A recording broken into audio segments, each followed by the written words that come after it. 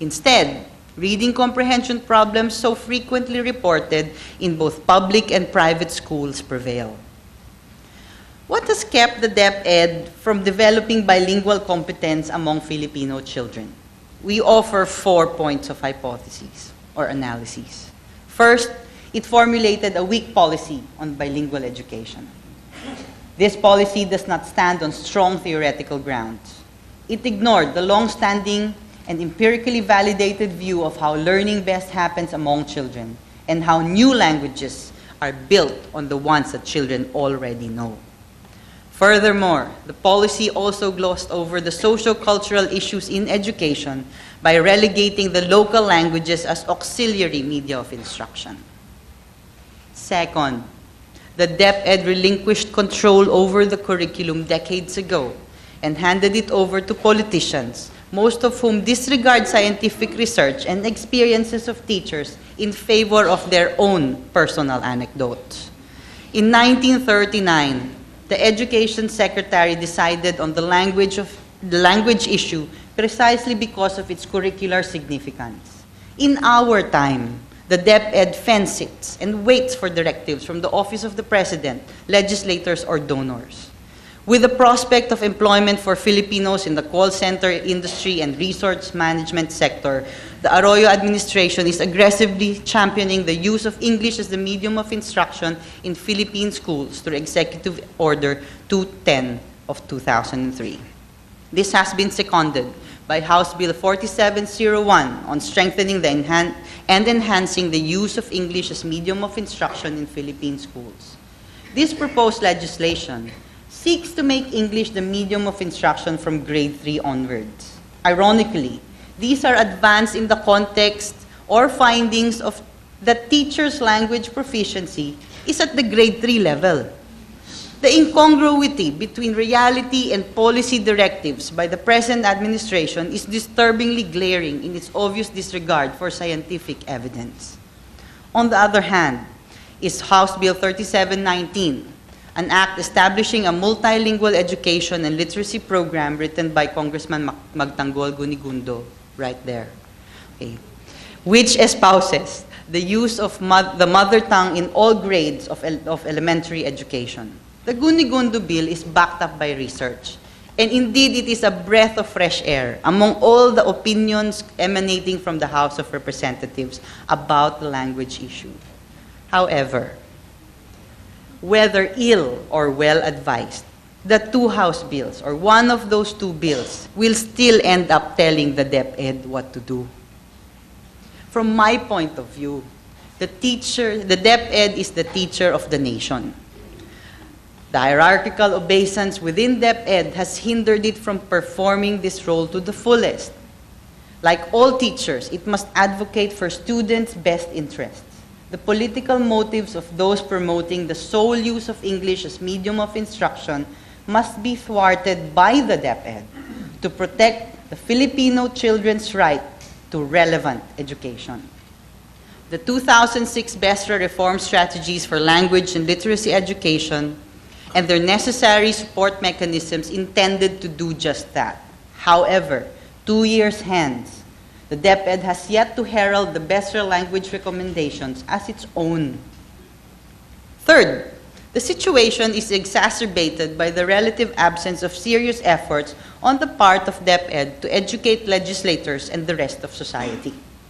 While it is true that many representatives have not attended congressional hearings on the bills pertaining to education, but 200 of them have signed one of the bills, it is also true that those who represented the DepEd could not articulate the DepEd position properly. Thus, it is not surprising that legislators have glossed over what the DepEd may have wanted to communicate. Instead, they focused solely on employment growth paradigms in deciding on the language of education while ignoring the widely accepted research on culture, learning, and child development.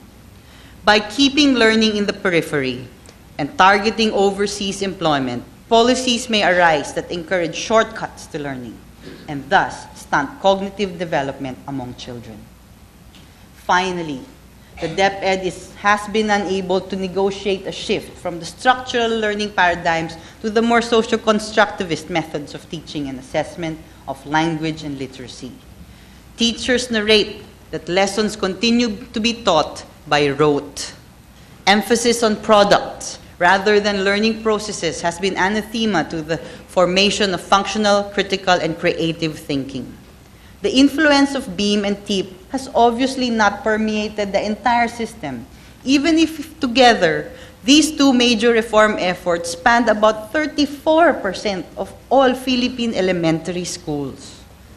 Another important aspect is the lack of recognition of the power of teachers to make or break educational innovation.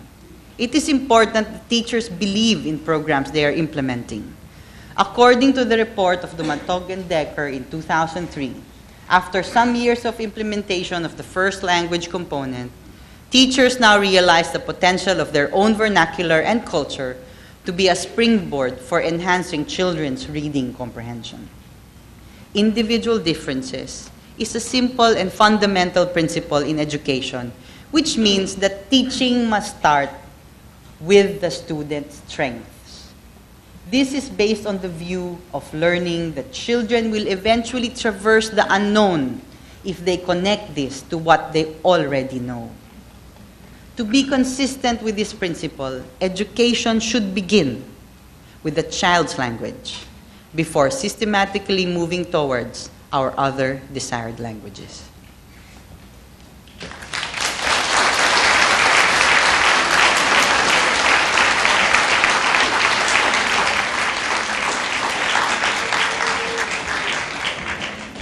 In the past hour, now we go the other way around. Okay. In the past hour, we have tried to show why education reforms do not transform. First, it is because of a highly centralized system that does not give teachers and principals the freedom and responsibility to make the best schools for their children and communities.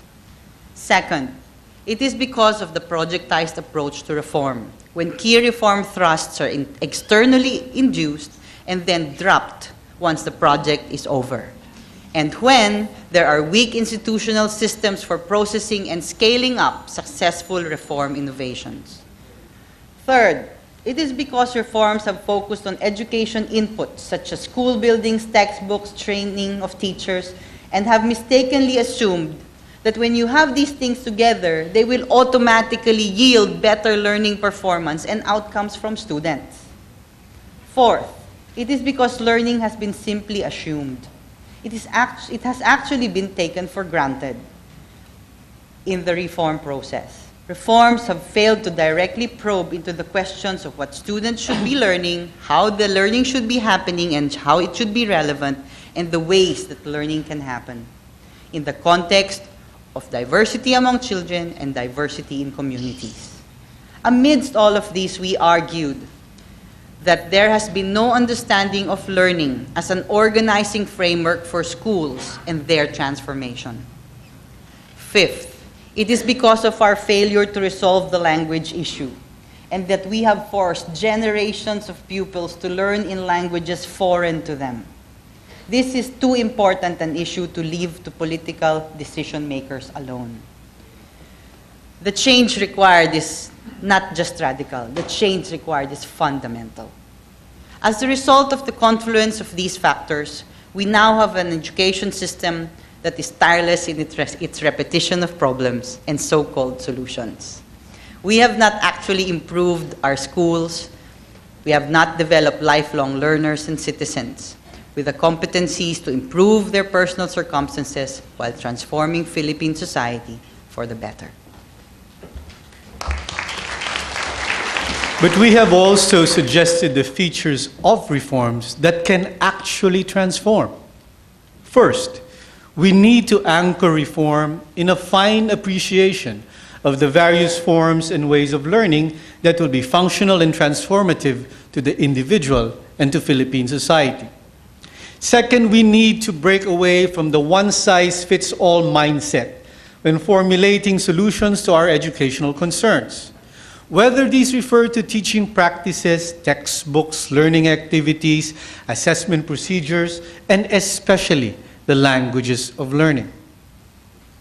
Third, we must recognize the importance of formal learning experiences in basic education so that these can serve as scaffolds for subsequent learning requirements and choices in the lifetime of a person. At the same time, we need to value both formal and alternative learning systems as viable venues for building desirable competencies. Fourth, we need capable and empowered teachers and school heads who would be responsible for making decisions on what educational inputs and learning systems will work best for the learners in their schools and in their communities. Fifth, we need to fast-track moves to decentralize the educational system and support school-based management that is anchored on learning-oriented principles and the aspirations of their immediate and larger communities. Our lecture put learning at the heart of its recommendations, to swing the pendulum away from the unquestioned assumption that it just happens in a black box to which various inputs are thrown. We understand why the pendulum is on the side that relegates learning to the margins. The pressing issues that emanate from an increasing need for education services because of our increase in population, such as classrooms, learning, materials, and teachers, and their inequitable distribution, demand urgent and immediate attention. We are not denigrating the role of inputs in facilitating or mediating the learning process. Indeed, we have seen how the delivery of such inputs to poverty-stricken schools has roused communities to participate in the education of their children. Our appeal, however, is for learning to be the reference point of all our education reform interventions, the way it is in most of the reform interventions in many parts of the world where they have successfully improved themselves and their societies. On the other hand, we also realize from the experiences of highly effective learning-oriented projects like IMPACT and BEAM that enabling conditions such as decentralization have to be in place. Since these conditions run against prevailing institutional systems and practices, their realization calls for reformist interventions that are integrated rather than disjointed, comprehensive rather than piecemeal, simultaneous rather than sequential. Moreover, these reforms have to be adaptive to different socio-cultural terrains and conducted on a scale that will make a difference. Until BEAM and TEP actually conducted their projects on that scale, we would not have known whether certain impacts would have been achieved. We are saying as well that the decentralization efforts in education ought to be seen as